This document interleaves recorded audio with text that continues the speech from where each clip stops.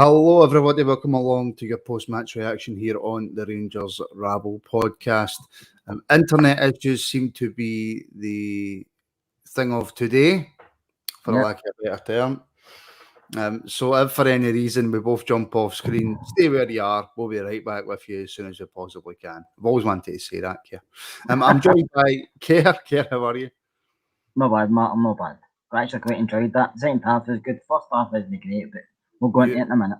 You enjoyed that? Aye. I always enjoy watching Rangers, good or bad. Right. Do you know what? We'll go through players individually in a minute, right? But can you please explain to me what we were attempting to do in that first half? I don't think the players could explain what they're attempting to do. I just think they're all over the place, weren't they? But again, I thought was poor at the back. Big John Miafeko was well out his depth. I mean, he's got potential. He looks good, but he's well out his depth at the moment. The two full-backs have an issue, especially Radvan. He didn't know should he go up, should he not go up. He was getting caught up with partner and he came back and he was struggling defensively. Lundstrom, who I thought actually played okay today, Lundstrom, to be fair. But I thought Raskin and Campbell were constantly next to each other. Mm-hmm.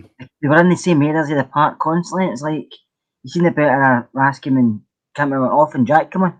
He could have more area of the pitch to plenty. He wasn't jumping into Campbell and Campbell wasn't chasing back for him. And I thought up front we were all okay in the first half, and I thought the second half was okay as well, because I think guys were trying to take on defenders, get crosses in, but didn't have any runners from the middle of the park.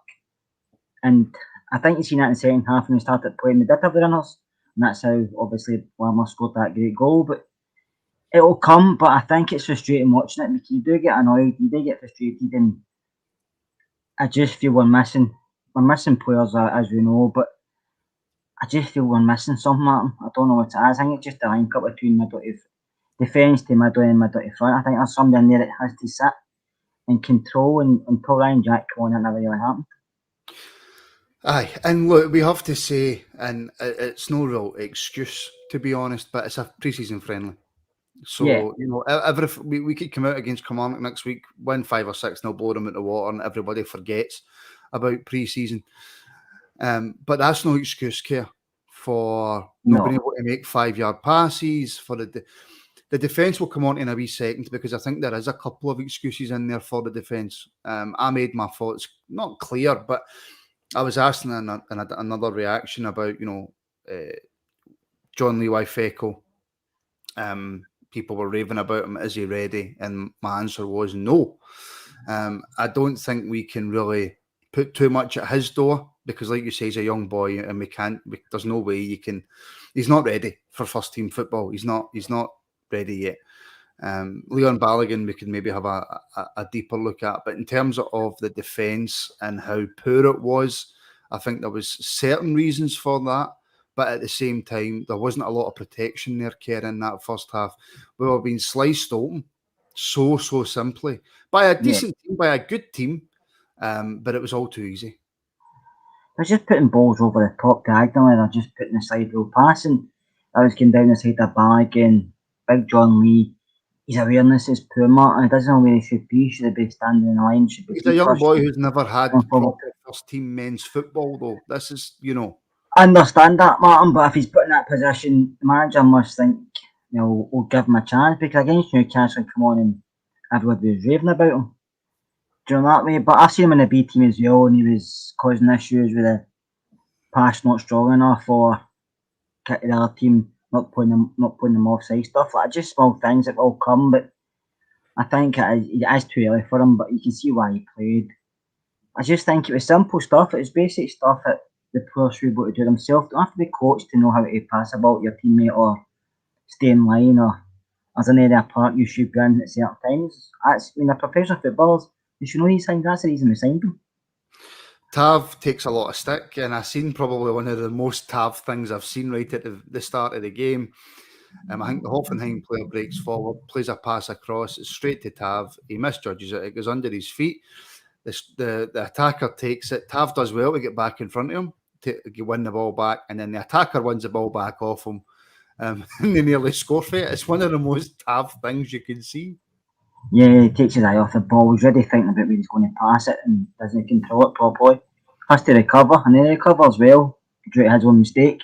And then it's like he thinks he wins it, and no realising the striker's still there, and just gets easily nudged off the ball. And the boys should probably have scored, to be honest with you. But no, it's issues like that we can't keep happening because that's why we can save goals, and it's no things that the manager can do. It's no things like we can change. It's up to the mentality of the players and.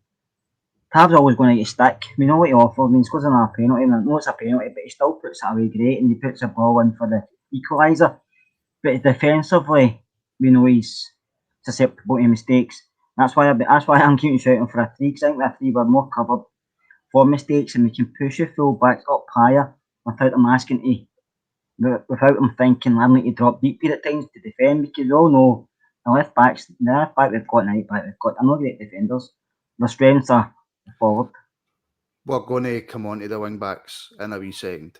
And you've mentioned it, right? So before we discuss the Hoffenheim goals, obviously we get a penalty.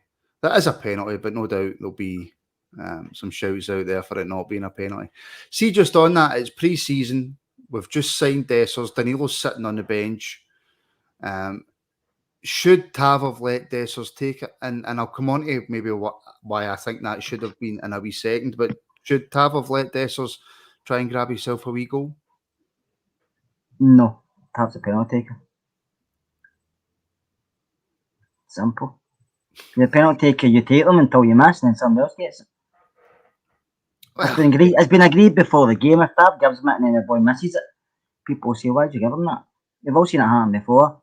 Just stick to what's said before the game.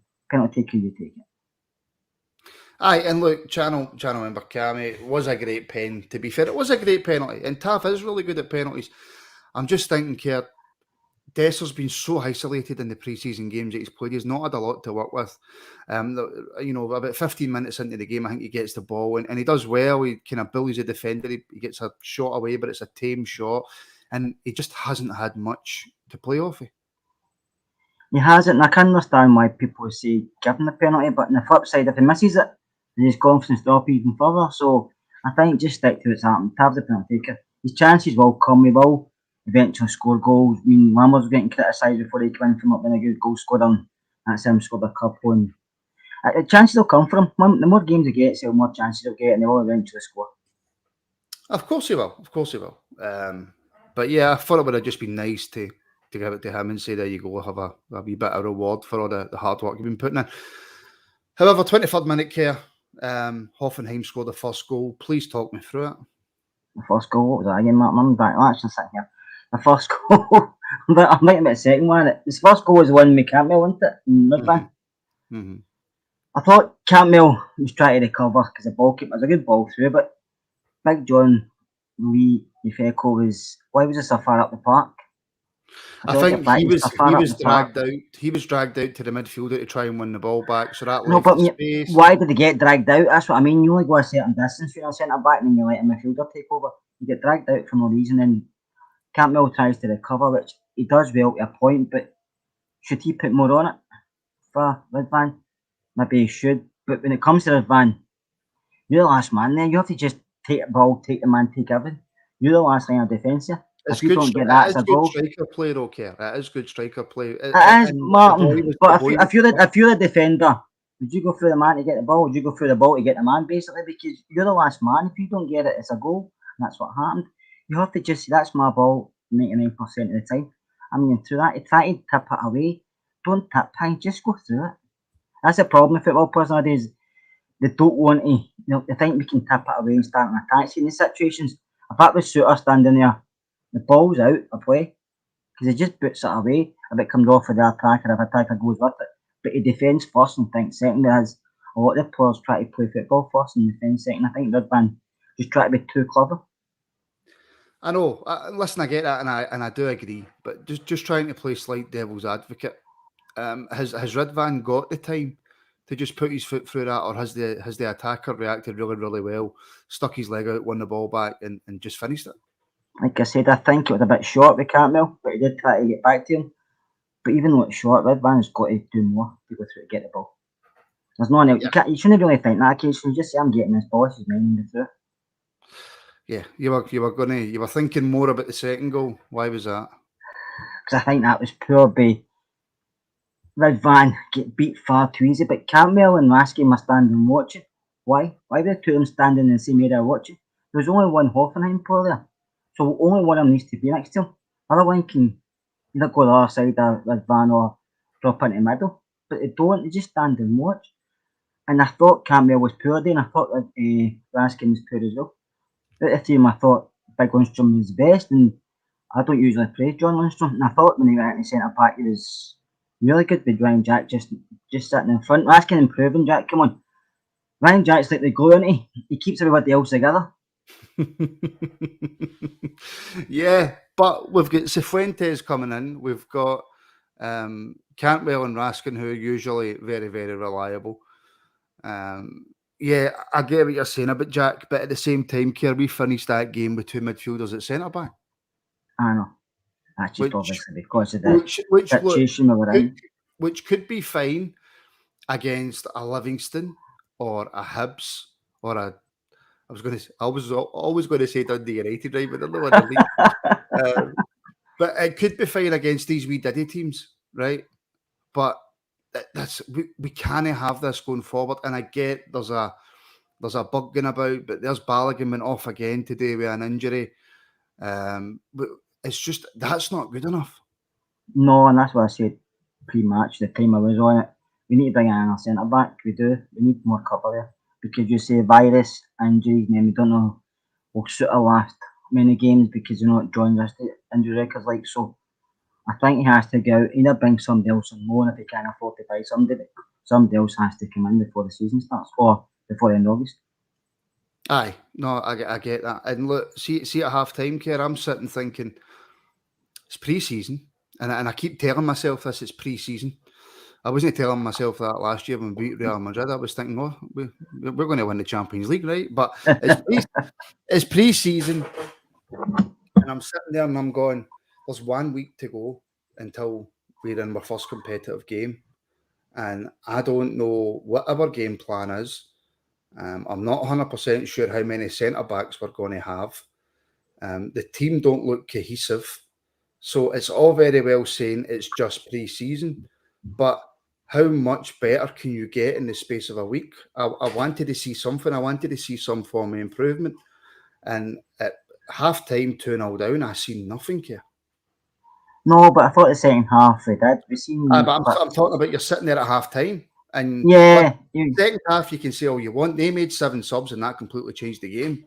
So it did, but we always had to come back into it. 2-0 down, we could have just been dead and buried and thought, just let's play this out and got the road, and it's only pre-season like we were saying. Or they come out and they made a go at it and they get 2. They maybe could have get 3. Don't get me wrong, Hoffenheim with a few half chances as well, but I thought it had a different attitude in the second half just because they were hunting in packs more. They were chasing, they were pressing, they weren't even many gaps at the back, even though we did get broke on a couple of times. But you could see promising things starting, especially the second goal. But I think you could see link up plays more, the 1-2s more in the middle of the park. You could. If Raskin made a cut of 1-2s with Jack was kind of controlling that area, organising foot. Lundstrom, I thought, done well at the back. Tavares going forward. Red Van was struggling big time. I don't know what was wrong with him. But Dessers just trying to link up, and I just thought Lammers was linking up really well. I thought he was on the left, on the right. Come on to the big sexy man. I think you can actually see things. I don't try and look at the negatives. If I do, then you will get upset and you will start to get annoyed. And like I said, you know what I mean? Like I put on the chat, it was a roller coaster. That's what it's like being a Rangers fan at times. But I'm giving the scope of pre-season. I don't want to give it too much, but obviously there's worries to think about. But there's also good things. I think we see with some of the new players, they will come good. Some have started already, and we've got other boys coming in. And if I can get the centre back pairing sorted, I think we'll be fine. I really think we will be, but I just think it will take maybe longer than we thought. See, that's why you're honourable, Kia, because you're one of the few positive people. Well, you always say I'm a glass half empty, Martin. Come on. Can't have it both ways. No, you're a glass half empty when things are going well, and then when things don't look that great, you're always dead positive. So I think you're just like that on purpose. Bebop Super Chat, thank you very much. Listen, at least we've not lost to a team from Andorra. There's still probably time. Don't get me wrong, Matt. If we were playing Ghent next week or something, I would say we probably not got a chance because we don't look good enough. I know, but we still got a week's training. We've got a Cali game and they're struggling today and they put a good side. So I think we'll be fine. In Europe, I'm not. I said in my pod all night, I've got the Europa League. I'm happy with that because it's all you want to go for. But I think we'll be fine. I think we will be. But we'll have to keep the manager and the players a good 4 to 6 weeks. So just hope we've got that time to all bed in. But I think it will come good. If I don't, I'll sit here, I'll be first to criticise him. We'll see. You say that, right? But nah, we'll see. James Dalrymple Super Chat as well. Thank you very much, James. And James is also one of our Patreons. We need to back 4 more settled. No, sorry, I'll try that. Well, I'll try that again in English, Keir. Yeah. We need to back 4 more settled. Too many in and out. I think we are being a bit too harsh on the boys. That's pretty much what you're saying, Keir. Yeah, I mean, I think once you get a settled side, I think before this match, you said they'd play more a settled team. But then obviously the issue came with the folk obviously unwell, and that kind of scuppered that. So he had to kind of rejig it, and we can see the ones he rejigged it with, ones out his depth, and Balogun, as we all know, Balogun. He can play runner games, but he can also be injured for runner games. So like I said, we need to bring in another centre back cover if it's signing somebody, or bringing them in and loan, we need some more cover there. Well, that was always going to be the issue with Balogun, let's be honest, Ken. I think that's what a few of us said at the time of signing him. It's all well and good bringing in a signing who's going to be not happy, but content at least with not playing as many games and being cover. But it's not even the end of pre-season yet and he's been off injured. I know. And it's just games like this, you look back and think, would they have played if everybody was fit? Probably not, but that's football, Martin. You just can't. Pre-season, so he would have had to have played some part in it. It's not like it's halfway through the season. And it's I know, but I think if Davis was fit and Suter would have started the game, they might have played the full 90. Because he did say the other night he wasn't going to make as many changes. And then he had to because of what's happened with the sickness and stuff. So it's all ifs and buts, but I do think we'll have to bring in somebody else. Hopefully he brings in somebody else for the Climate game, but it's just a wait and see. He's got everybody he's kind of waiting for just now, hasn't he? So he's been back really well with the board. We can't criticise the board at all. We can't say he's not back to manager. So the pressure's all on the manager. Yes, it is. Yes, it is. We spoke about the penalty. And then, of course, we get our first glimpse on the 60th minute of Danilo. He came on, obviously, for Dessers, and at the same time, Dill came on for Cantwell. Now, there's no judging of Danilo at all, and even if he'd scored 5 goals, you know what I mean? It's his first time probably meeting some of these guys. Yeah, I know. But your first kind of impressions of the half an hour that you got? You know, like fine, he was getting the right areas of the park, he was trying to press, he was putting teeth floating about him. You know, you'll settle one fine, he's a good footballer. I mean, he bought him for a lot of money, but he can score goals. And he's a skillful player. Watching on like some of the YouTube clips, he looks really good. But you just hope he can do the same sort of stuff in the Rangers jersey. Yeah. You mentioned him earlier, and we need to discuss him because for me, he has so far. He's been the signing of pre-season. We'll say that, right? We can obviously say signing of the season. Sam Lammers. This guy is proper quality care. And this is the kind of performances that you want to see from new signings coming in. I don't even think he's up to 100% of what he's capable of, but he has showed us exactly what he can do. I think Sam said when he came in, it's hard to judge him these last couple of years because he's not had a proper pre-season and he's been sent to teams on loan near the end of the window, so he doesn't know where he's playing. But he's come into Rangers, he's having a full pre-season, his teammates, he's getting to know everybody, and then when the season starts, he'll hit the ground running. I think he's happy. I think that's why he's playing so well. I think he's just happy being wanted. He came to a club that manager that wants him. He's came to a club that's accepted him, and he knows he's settled here for another couple of years. So I think with all that, he'll be happy. So I'm cleaning out my locker this week to go to here. I'm cleaning out my locker in 6 months to go there. he's just happy feeling wanted, Martin. I think you can judge it on his performances. He's a very skillful boy. He's 2-footed. His awareness is great up the top of the park. He knows where he tries to be fixed, but he knows where players are. And I think he's got an eye for goal. And everybody looked at his stats, and sometimes stats can be misleading. His stats are good, but you have to judge it with other things. But I think he will have goals in him. I can see him scoring at least 10, 15 goals a season, and also creating a good few as well. There's another super chat being put in by James. James, I'll come to that in 2 seconds, but I just want to finish off on the Sam Lammers chat. You're saying that he's got an eye for goal. He does. His movement's terrific, and he's also, as we've seen in pre-season, really good with his head. Yeah, and he's not afraid to take a chance, but is it not? See, for somebody that's not scored a lot of goals, when you look at his stats as people have, he's still not afraid to have a shot or go for a header or chipping in around the box. He doesn't shy away, doesn't hide, because he's got confidence in himself. And like I said, because he's got that in himself, but he's feeling wanted by the manager, being at a new club, he wants to prove his worth and prove all the fans that he's worth buying. And I mean, it costed a bit of money. Don't forget, we didn't sign him for nothing. It still cost a bit of money, and Atlanta bought him for a good amount of money as well. You went to Serie A. You don't go to Serie A if you're a bad player, Martin. He might have not done well there. He might have probably should have done better than he did, but you don't go there in the first place if you're a bad player. So I'm actually think it will turn out to be a really good signing for Rangers. Yeah.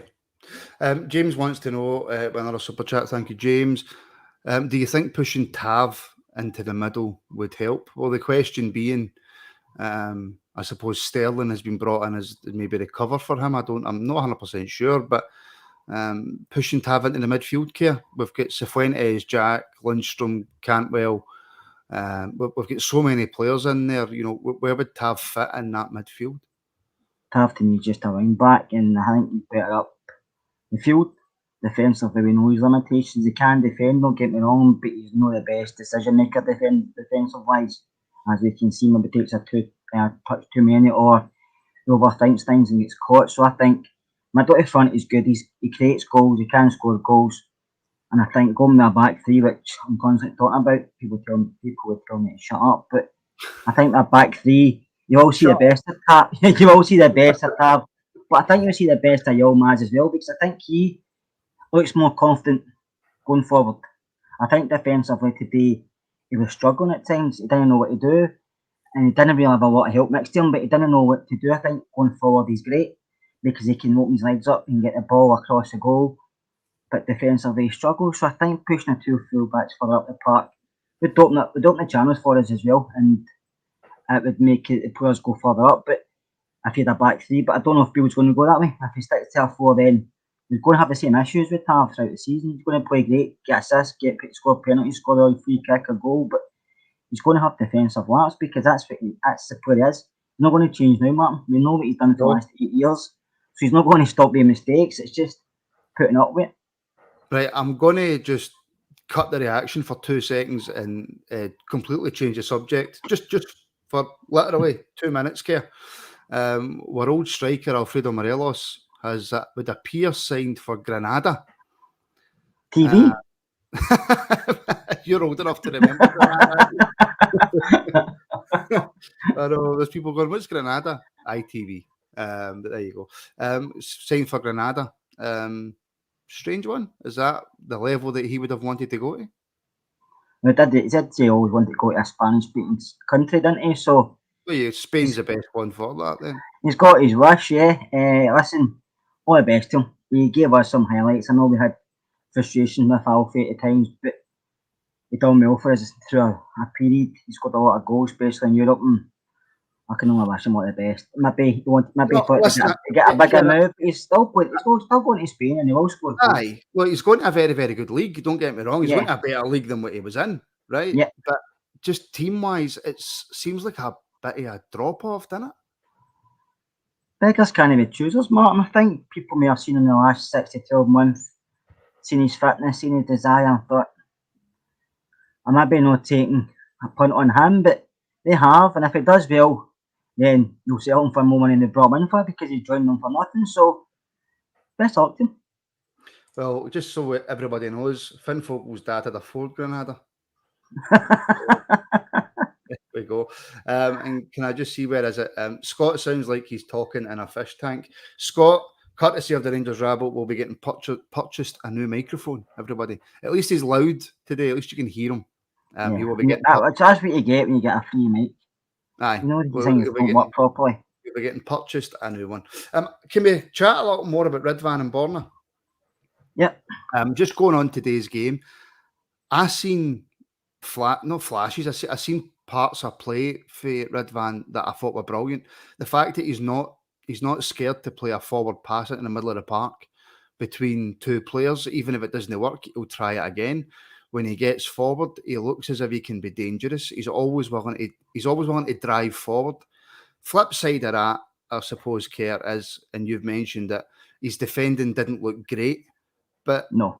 Is there maybe something there to say, though, that if he had a better centre-back partner, if he had better cover from midfield, that the job that he could do for us going forward would be more than enough to play for us? Because there's a lot of people, obviously, like, reactions to every game are the same. If you get beat or you don't play well, there's people saying Borna and Ridvan aren't good enough.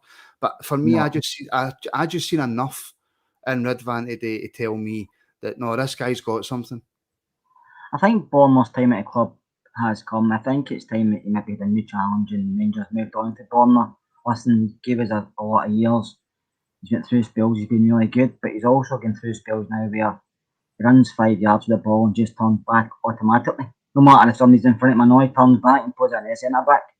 Whereas Ridvan, you see, he does take a risk, does like to play the ball forward at times.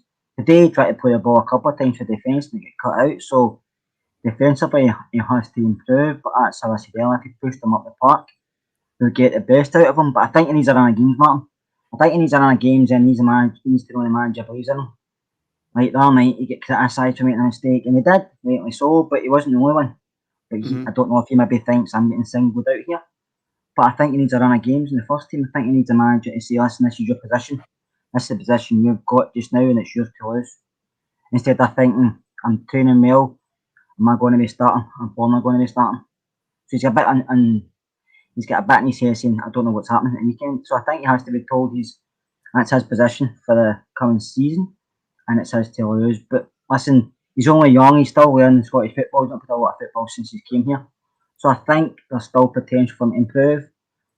But I do think Borna maybe needs to be let go and even bring in somebody else or bring an academy boy through it just to challenge Ridvan to the left back spot. But I think we need to move forward and play Ridvan. I think we can see what he offers and what he doesn't offer, but what he offers probably a bit like Tav. It will probably outweigh what he doesn't offer. See, the Granada chat has went absolutely mental in the comments now. Now somebody knows somebody who was conceived in a Ford Granada. It's went mental.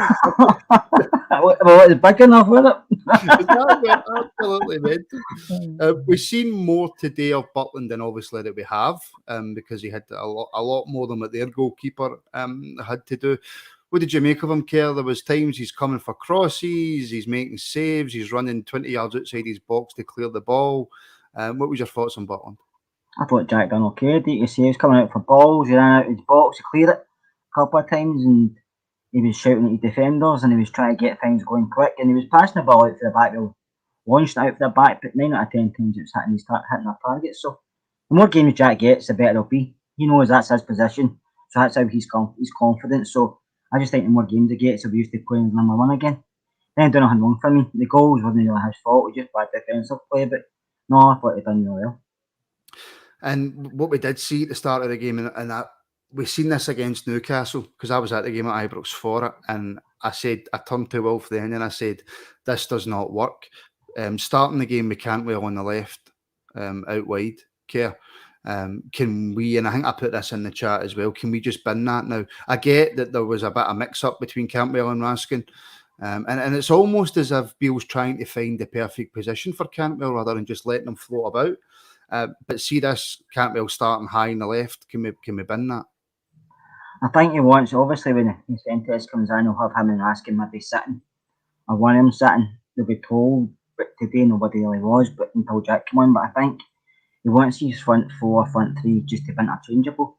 Wherever they have to be, they'll be and just change positions at times. But I thought today, like you, Raskin and Cantwell were constantly standing next to each other. At times we had chucked a blank over both of them. They were that close, do you know what I mean? And it was opening up areas of the park for Hoffenheim to plenty. I prefer Cantwell Martin when he's further forward. I don't like him too deep. 'Cause I feel, like I said the other night, I feel he tries too hard. He tries to do stuff he shouldn't really be doing, as in, his job, and he wants to make an impact. Whereas when he's sitting further forward, he can create, and as we've seen before, he can come up with the goals. So I prefer him further forward. But with Lamas playing that well, he may have to change position. Well, this was going to be the next point I was going to make to you, that position would then be Lammers, the one that Lammers is playing in. And Lammers has done far too well in pre-season. Lammers must be, just judging on this pre-season, and tell me if I'm talking rubbish, because I usually do, he must be one of the first names on the team sheet for Kilmarnock next week. You asking the fans that or the manager? Because I think the fans will agree with you, because he was slated coming in and knew everybody thought about Lammers. So I think since he's come through the door, we've watched him play, he has impressed. Like I said earlier, he has impressed really well, and it's his position to lose. And I think he can play anywhere across the front three. Sam, I think he can play right, he can play left, he can play through middle, or he can just play behind. So I think he can have his pick of positions. Campbell, I don't know, is he maybe frustrated about being moved to there? I still think Todd's best position is just behind the striker, or even a number 10. I think Todd likes to sit in the middle. We've seen how well he can do it. Like I said, I think shoving out wide frustrates him, and he tries to do other stuff, as we've seen. So this is a problem Michael Beale's brought in himself, but with all the players he's brought in guys like for like. So he said he wanted two, or maybe sometimes you get three players for certain positions. So it's a problem he's going to have to fix out, and sometimes it might be possible to play them all the ones he wants to, just because it upsets the balance of the team. Do you see any way, in fact, right, okay, so we'll park pre-season there, right? We draw 2 each with Hoffenheim, that ends our pre-season care, right? We'll have a wee quick discussion on what's going to happen going forward. Firstly, with the end of pre-season, are you happy with where we are, with the players that have been brought in? And when I say you're happy, I mean so far for what you've seen. Because let's face it, we're all predicting it's all prediction what's going to happen in the future, because we don't know. But as you sit right now today with the knowledge that Cifuentes is on his way, with the knowledge that we've basically got a brand new front six, are you happy? I'm very happy, because I didn't expect to have that many players in at this time. I thought maybe it took us a couple of windows to get what we wanted, but as I said earlier, the board are back to manager.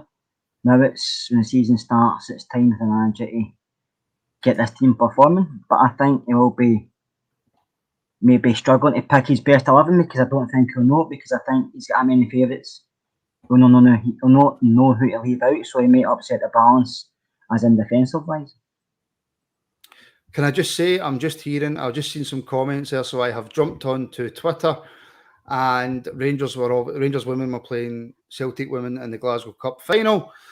Celtic women were winning 1-0, and I believe Rangers got level through Kirsty McLean in the 90th minute. And then 6 minutes later, Kerr, we heard those three famous words. What are they? Penalty to Rangers. Penalty to Rangers, and then Kirsty Howitt scored that, and the game finished full time. Rangers women 2, Celtic women 1. Rangers women retain the Glasgow Cup. And there's no better way to retain it than to beat your biggest rivals with a last second penalty, Kerr, is there? Best way to beat them. That's congratulations to the team. Hope that's good for that today, and hope we have a wee party the night before the season starts, because after that it's all guns go for getting that league title back into it. It most certainly is. Do we know enough now, Kerr, then, I suppose, about the way that the manager wants to play, about how he's going to set up? Are we any more clear on that? No. I don't think he does either. Martin, to be honest with you, because he's got Dessers in, he's got Danilo in. So is he going to go with a 2? Is he just going to favour 1? You've got Lammers there, you've got Seema. Does one of them drop out, or do the 2 play? Then you've got behind them, you've got Campbell, you've got Raskin, you've got Dibble, you've got defences, and that doesn't include either Jack, Hadji, Lundstrom. I think Michael Beale's going to have some sleepless nights, so he's going to pick middle to front, because you want to play an attacking team as possible. Like I said earlier, you don't want to upset the defence, because last season that was our issue, and this season I don't want it to be our issue. Doesn't matter if we're scoring 2 or 3 goals. I don't want to be leaking goals either, so I don't want to go into games every week and think we need 3 or 4 goals here to win this, because we're only going to concede 1 or 2. So I think he has to get a defence right. and everything else might fall into place. No start for the front back, start for the back front, as I say. Well, RRM has got a message for you. He says, have the party tonight, Kerr, as we may be crying into beer next week. Listen, I'm just trying to be positive because there's no point in shooting them in the foot until the season starts. Listen, next Saturday night against Cully, if they get beat, I'll be the first one to criticise them, but until then, I'm giving them a bit of leeway just because it is pre-season. I know a lot of people don't, but I don't want to batter it in because it's pre-season. We've had good pre-season, bad pre-season, but what counts is the league points and obviously trophies. So until it's into the business side of the season, we can't criticise too much because as a fan you always do anyway, because like you said earlier, Martin, you always look at the negatives more than the positives. This podcast especially, because if we get beat, we get more viewers than we do if we win, so that just tells you everything. So I'm giving them a bit of leeway, giving them a week's training and see what happens. I think there's a lot of positive to take to the players that's come in. Having still some in the old guard there could be an issue because we all know the mistakes they can make, like Lundstrom, like Tav, like Borna. So I think we may have to put up with them as long as they get it right the other side of the park, which I don't want to do. But Michael, every manager's got their favourites, and I think Michael Beale's no different. Is this one of your family members, Kerr? Well said, Scott, Kerr. Are you getting your family on the back here? No, he's not a family, but I think I know him. Imagine getting your family on the back here. Listen, every single person watching this, please like and subscribe. It would be great. It helps share the video. And see, every time I say that, we've got like 600, 700, 800 people watching. Only like 200 people like the video. So just give it a wee like. Make sure you're subscribed. We're now 90 away from 8,000 subscribers on YouTube. So that would be greatly appreciated if you could do that. And of course, if you want daily Rangers content as well as EPL content, history content, all that good stuff, then consider signing up to the Rangers Rabble Patreon, the link for which is in the description. And a big massive thank you to our sponsors, Zenith Coins. If you head over to their website and use the code RR25, you can get 25% off your order at checkout. Kerr, I think that's us. Checkout, is it? Is that us checking out? That's fine with me. Like, don't know what I'm going to do tonight. I think I'm going for dinner, but I'll have to go and see. Do you know what? See, before we go, I'll ask you, right? Because there's been so much talk through this pre-season. There's been a lot of negativity through this pre-season, right? And I know that we've said, me and you have sat here with other people, and we're just bog standard fans who watch the game, right? Yeah. So how will Michael Beale be feeling, do you think, going into this first game? He sees the players every day in training. He knows what he's trying to get across. We can sit here and say, we don't see the patterns of play. We don't see how the players are linking up. Dessers isn't getting enough opportunities to score a goal. The defence doesn't look great. How will Michael Beale be feeling? It'll probably 50-50. He'll be happy with the players he's brought in because, like I said, everybody he's wanted, he's basically got. So we're happy that's happened, that the board's fully backed him. He'll also be nervous in case some of his signings don't hit the mark. I mean, we're talking about Lammers at the moment, but if Daniel and Dessers go through a period where they don't score goals, what's the point of saying two guys when you like £1 million, they can't hit the back of the net? So, but every time there's a gamble, as you know, Martin. So I think he'll be happy with the squad of players he's got, but now he's worried in case he can't get him to play as a team. Because he can have 11 talented players, but you have to make them play as a team. So it's up to Michael Beale and his coaching staff to set them out so they know what way to play as in pattern formation. Listen, a formation and patterns doesn't mean one way. It can change all through a match depending on who you're playing and circumstances. But just know the players have to know with each other on the park. Like I said the other night, watching Olympiacos, you could tell they play together. So we're passing balls very, can't remember the word, but they're passing balls very easily, they knew to be each other aware in the part what you've been thinking.